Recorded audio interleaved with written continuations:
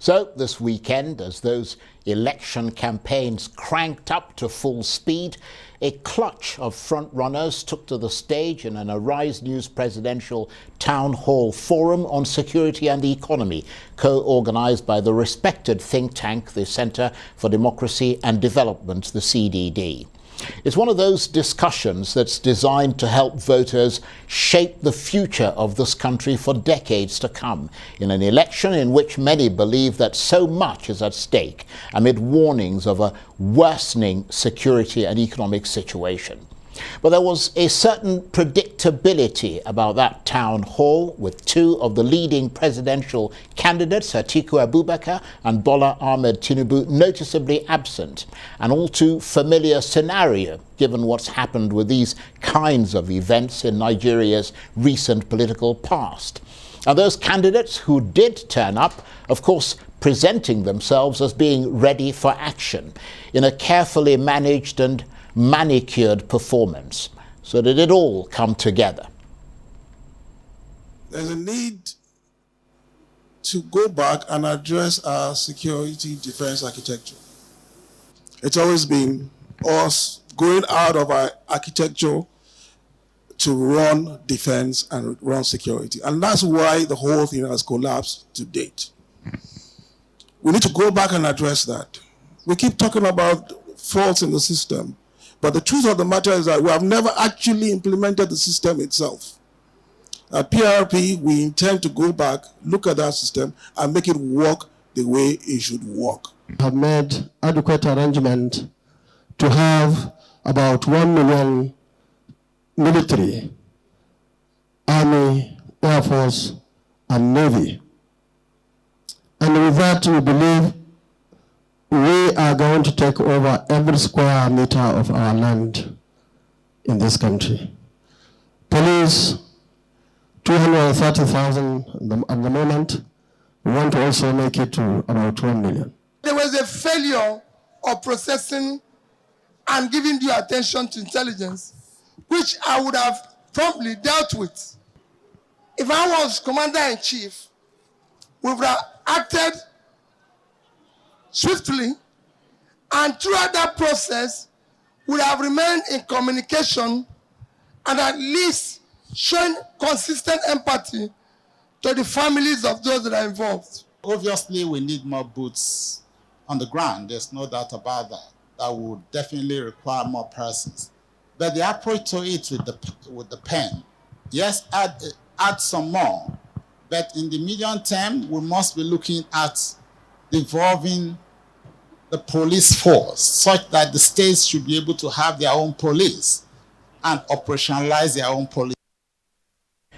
Well, that's various clips from that town hall, ending with the odd man out there, who was, of course, a running mate rather than a presidential candidate himself, Ifeanyi Okowa, standing in for Atiku Abubakar. Well, for their expert assessment of that Arise Town Hall event, I'm joined now in the studio by Professor Ibrahim, Senior Fellow at the respected think tank, the Center for Democracy and Development, the CDD, which co-organized that event with Arise News, and also by the international economist, political and business analyst and CEO at Business Africa Events Limited, Christian Udechukwu, and by the policy strategist, Arise News analyst and founder and executive director of Agora Policy, Waziri Adio, who will be joining us imminently. Gentlemen, thank you very much indeed. Let me come to you first, Prof.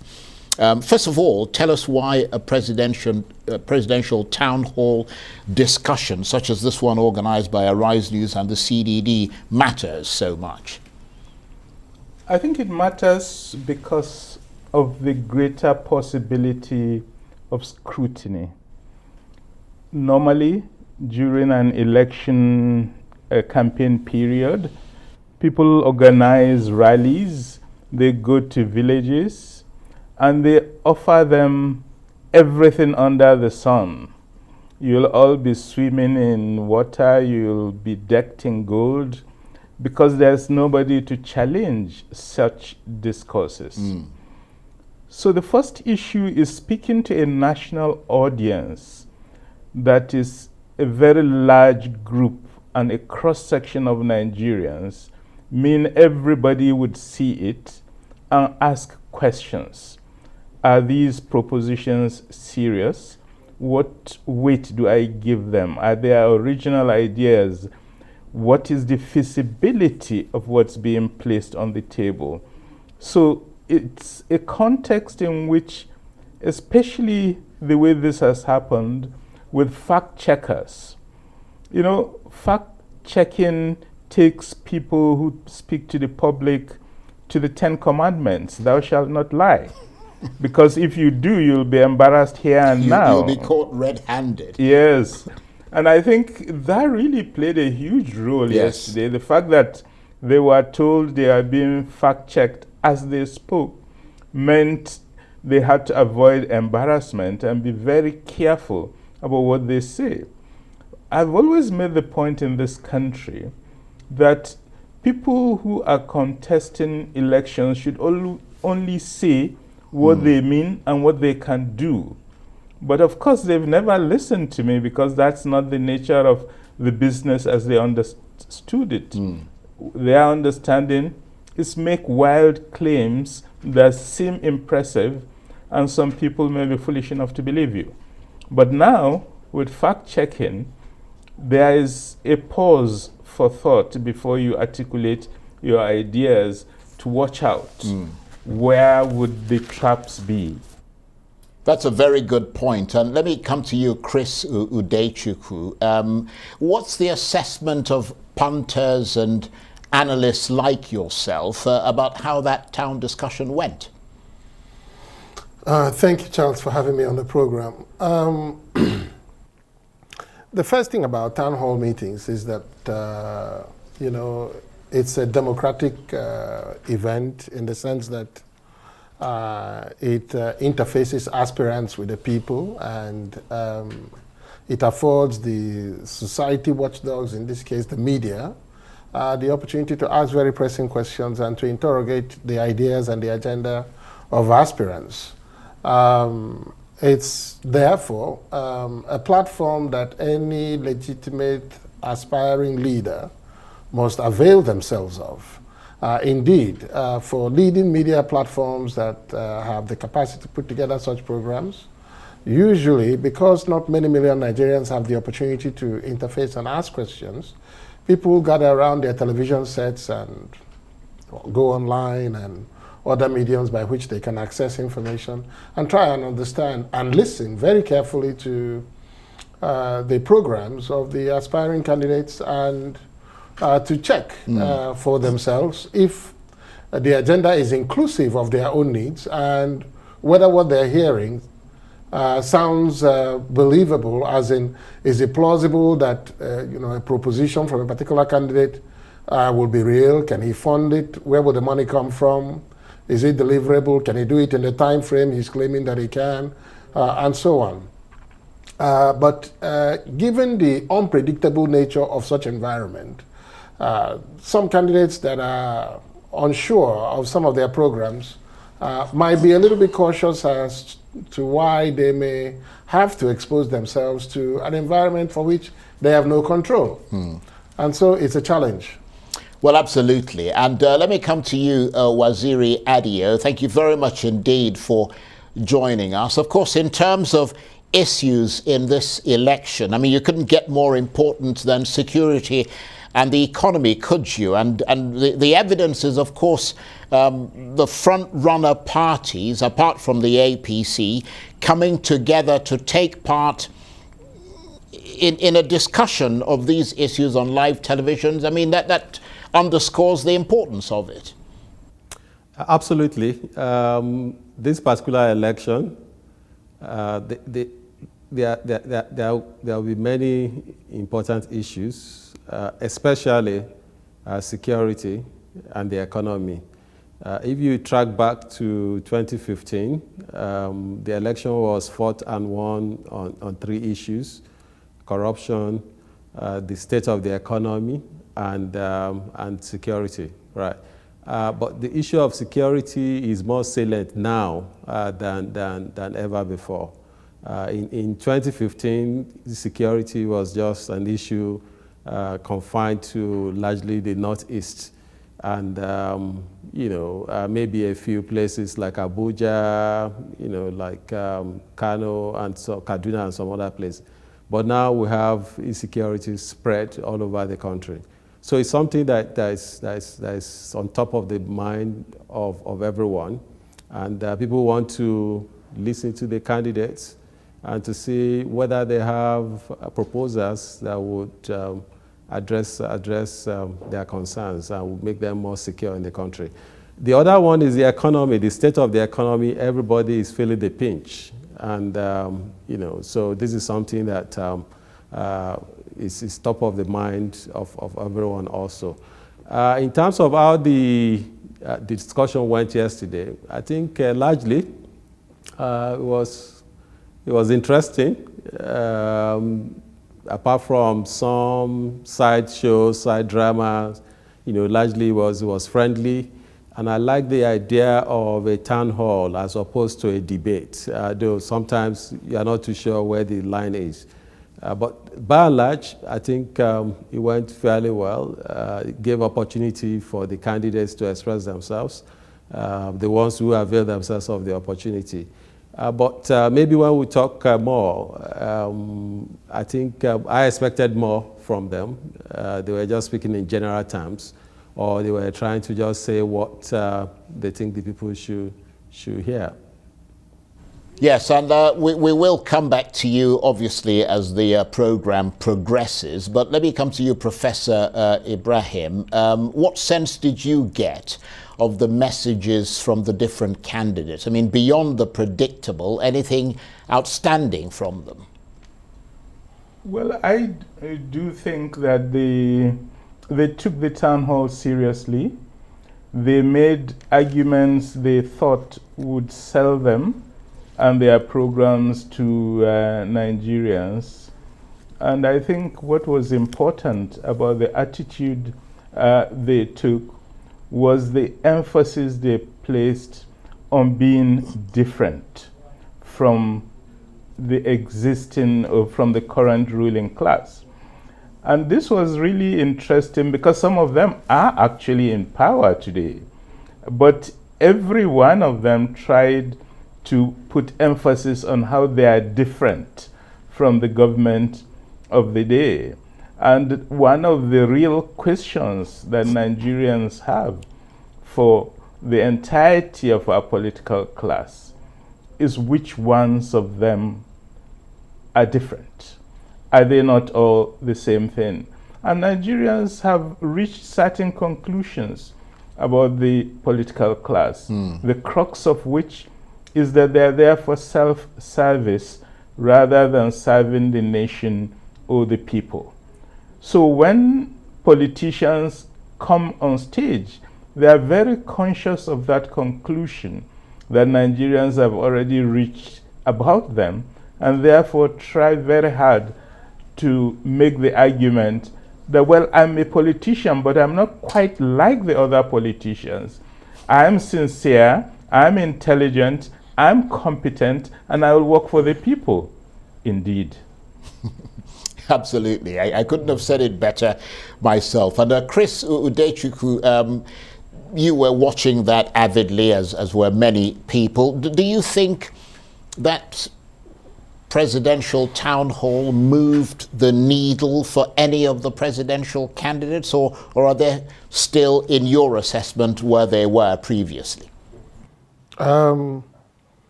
I think the first thing really is that some of the people on stage were being visible for the very first time in any significant way, because one of the things you expect from a lot of the aspirants is that if their ideas are truly original and unique and plausible, it will have immediate resonance with the people. Because every man, every woman, every child, every young person across the land, when they hear the truth, they know it intrinsically in them.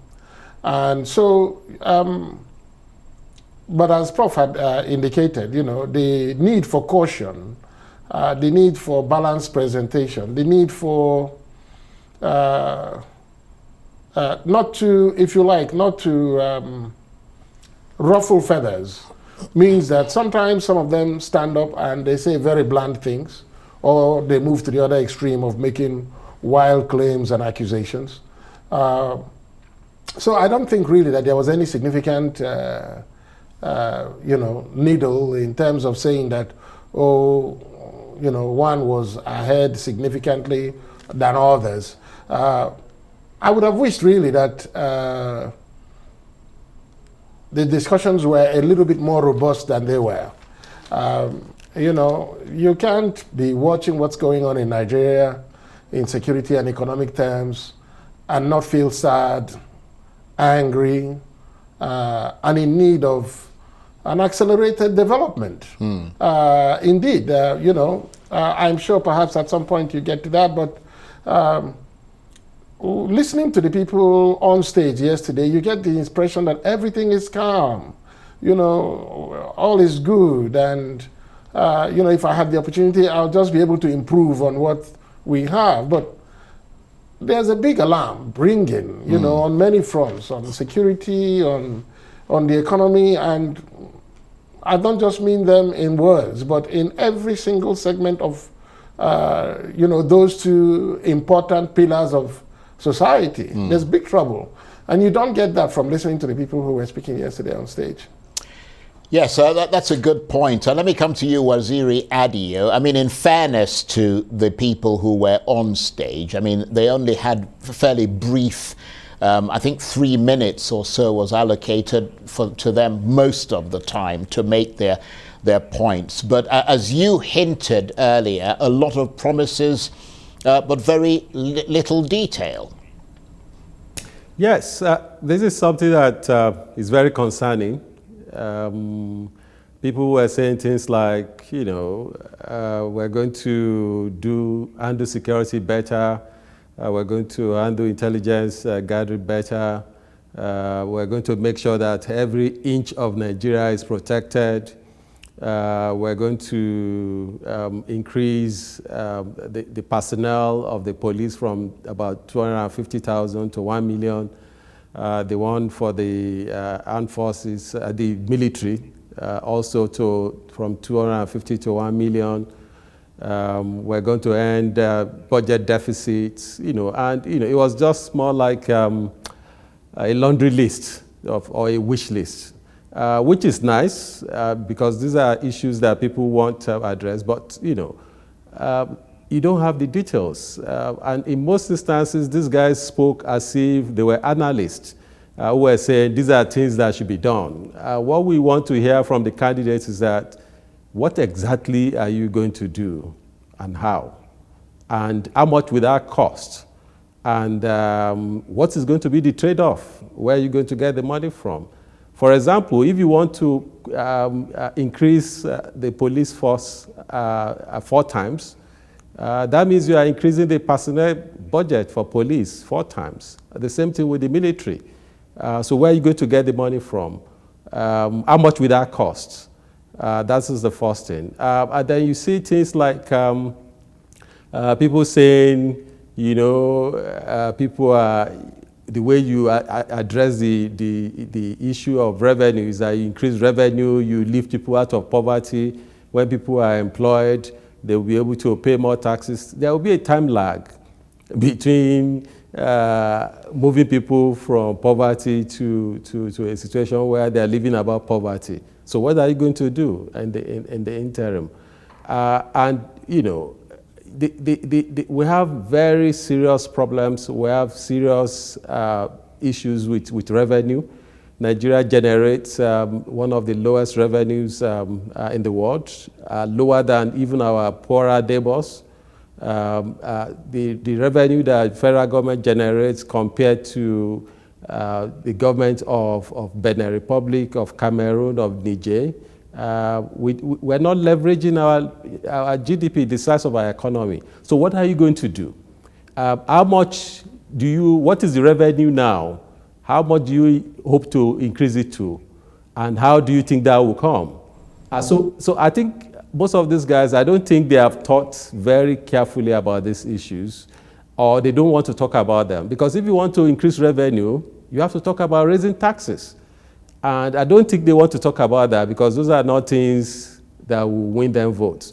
And another thing I find very concerning is that there's this whole discussion about, oh, once you start refining crude in Nigeria, then that will take care of the issue of petrol subsidy. It's very concerning for me that people who have been up to the level of governors, who have people attending FAC, will be making that kind of claim. If you refine crude oil in Nigeria, that will have implications largely for supply, for availability, not for price. Crude oil is sold, it's sold in dollars. So you need to. So the issue of subsidy, you need to remove it, and you have to talk about what you do to replace it, and now you're going to stagger it, and what you're going to use to compensate the poor people who are going to be disproportionately affected. That's a good point. And they will argue that, and some of them have, that they didn't have enough time to really get into that. But if you want to know more, go and look at their manifestos, which some of them are quite comprehensive. But let me come to you, Professor Ibrahim. There was quite a bit of drama there. You were there, of course, so you were firing off on all cylinders. I mean, some of your questions were just, I have to say, the most interesting of the lot. But beyond the drama, there were noticeable absences, weren't there? I mean, the presidential candidates of both the APC and the PDP were absent. I'm told that the opposition has, of course, come back right away to say that Tinubu likes a controlled environment, that he tends to like to come prepared and does not like to be interrogated or engaged. Is that a fair assessment? Well, what's clear to me is that when you look at all the previous other invitations he has had and has not turned up, it is clear that he has a great fear of going to an event where he's not in control of the situation. And that poses very serious questions for me. When a presidential candidate is afraid of being asked questions that he may feel he's unable to answer, then that raises issues about his capacity, his qualification, and his readiness for that office. The fact of the matter is that this is a large and complex country, and governing this country is one of the most difficult things in the world. If you feel too weak or too frightened of just going to a town hall meeting and answering questions about how you'll govern, then that poses questions about your suitability for that job. And I think Nigerians have to take up this issue because it has been repeated too many times. You cannot say you are ready to govern Nigeria and you are unwilling to respond to questions except as he would prefer, questions he has set for himself. As an old teacher, questions you set for yourself have no value. It's the questions others set for you that can test your knowledge or lack of it. And I feel every candidate that wants to govern this country must show Nigerians the respect of turning up in situations where they'll be asked difficult questions, and their ability to adequately answer such difficult questions would be the basis on which Nigerians can judge their suitability for that job. That's a very good point. And let's talk about Christian Udechukwu, the candidates that did turn up, and then I'll come to Waziri to talk about the other candidate who didn't turn up. But what about the Labour Party, Christian, and the P2B movement and that surge of support for him that we saw? Is that popular support waning, as the PDP has suggested? No, I think it's part of the politics, as it were, to egg your opponent, to sort of show his hand, if you like.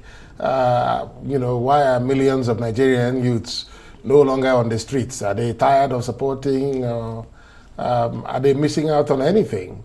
Is there something you're not telling us, or has the support waned? No, the election is still many months away, and it's as part of the grand strategy for any election, the enthusiasm and the support is most evident at the early startup stages, and then the grand strategy and detailed planning for how to win the election then sets in, and then the campaigns begin. So the rallies themselves become the focal points of congregation. And post the rallies, of course, are the preparations towards actual winning, which is the grassroots strategies of nominating people who will man polling booths, people who will go out door to door canvassing for votes, turning out the voters, as it were. Strategies for ensuring that those who will vote know where to vote, know where to thumbprint, and so on. And so it's most likely that, there may be even more significant events early in the new year, perhaps in January, perhaps towards the end of the festive periods, middle to end of December, early January. We might just see a momentum across the board for all the political parties, I would say. But we have to watch this space. Absolutely. And coming to you, Waziri Adio, the other candidate, presidential candidate, who was noticeably absent was Atiku Abubakar. Beyond his absence, and taking that into account in your assessment, what's the state of play with the PDP and Mr. Abubakar? Are they trying to reinvent themselves without their right arm, Nyesom Wike, or what are the possibilities for them? Well, it's still touch and go. Most people thought that by now PDP would have resolved its internal issues, but that is lingering. The G5, as they call themselves, and possibly could expand to a G6. There's a governor in the Northeast that some people were meeting with a few days ago, and who has also been suspected to be maybe the silent, member of that group. So it's still PDP has a lot of work to do in-house. My sense is that eventually they will reach an accommodation and be able to go to the election better prepared, than they appear now. I think the issue has gone beyond whether Atiku should be the candidate or not. So that's a settled issue. I think the issue, the lingering issue, is about whether the chairman can come from the same region as the candidate of the party. And I think if PDP wants to win this election, and I believe that all parties should be in it to win it, not just to put up an appearance, I think they have to resolve that issue. They have 13 states presently. By the time maybe Osun governor comes on board, it will be 14. And 5 or 6 is a substantial number. So it's something that you can't approach a major election like this with your hands tied behind your back, or with one of your hands tied behind your back. But I'm positive that it's something that they're going to resolve. You would have thought, of course, that in the context of your analysis just now, that Mr. Abubakar would have seen the need, although circumstances might have just prevented him from turning up at that town hall, but he might have seen the need to push his case further and push his campaign at opportunities like that. But let me come to you, Professor Ibrahim. Which, I suppose this might be an underhanded question, but which one of the candidates impressed you the most at that town hall meeting, enough to help him, if you like, crack the Da Vinci Code that'll unlock Aso Rock? Well, as you are very much aware, the Da Vinci Code has still not been broken. So I think what we can say is that all of them are still working very hard. But I mean, as a member of the panel, it's not really for me to judge their performance. I can only make general comments about how they were able to address the questions posed to them. And I think the first thing I will say is that they did take the questions seriously, and they tried to offer responses that are different from what exists in terms of what the current government is trying to do. And that for me is positive. The second thing about the way they approached it was the point I made earlier about how they tried to distinguish themselves or to differentiate themselves from current practices and show their originality. Where I found them less convincing was the evidence that they were substantially different. It is extremely easy to say, and yesterday it was quite interesting how they were characterizing members, the current government, as supporting criminals, and that they are out to fight, combat, and destroy criminals. And as a social scientist, my question is, well, what's the evidence of how different you are? And I didn't see much evidence that they were different. I do hope sincerely that they are different. I pray every day that the leader that will emerge out of this presidential election will be considerably better than the current leader that we have. And that, for me, is an existential question for this country, because the existence of the country is under threat, and that therefore we do need a leader that's significantly different. I want to see proof from them that they are indeed significantly different. Indeed, and we all do. And talking about potential leaders, Chris Udechukwu, what about the so-called dark horse, Rabiu Kwankwaso, who was also at that town hall meeting? Where would you position him and his party, the NNPP, in the pecking order of things? He's Alhaji Kwankwaso is an astute politician. He's a man who has distinguished himself in Kano as a governor, has significant following. Indeed, his following is characterized as a movement, which means that the people who support his political philosophy and his vision of the future are dedicated to his cause. And he's an articulate politician. He's committed to whatever his values and principles are, even where one disagrees with them. So the challenge, of course, is that he's running for national office and not a specific office in Kano, which would have been easy victory for him. The evidence is still out there in terms of his national following. And in terms of his broad national appeal across the 6 geopolitical zones, there has not been much public affairs events or political events across the nation to suggest that he's in it to win it. I haven't seen the evidence of that. And, but is he anybody to be taken seriously?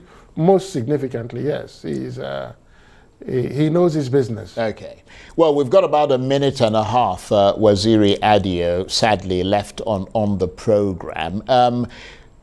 So presumably the final word goes to you. What, if anything, has shifted in your view as we approach the elections? Are we seeing people still inclining towards voting for the two traditional parties, the APC and the PDP, or have they been drawn to expand that? Obviously, there's the Labour Party, there's the NNPP, or is that trend still undocumented? Well, firstly, let me say that for me, the surprise of the night was Mr. Kola Abiola. And if Asiwaju Tinubu didn't drop off, we wouldn't have had the opportunity of listening to him. So this is also why the media, and the civil society should look for opportunities, should look for ways to give chance to others so that we can hear as many of them as possible. So that's the first thing.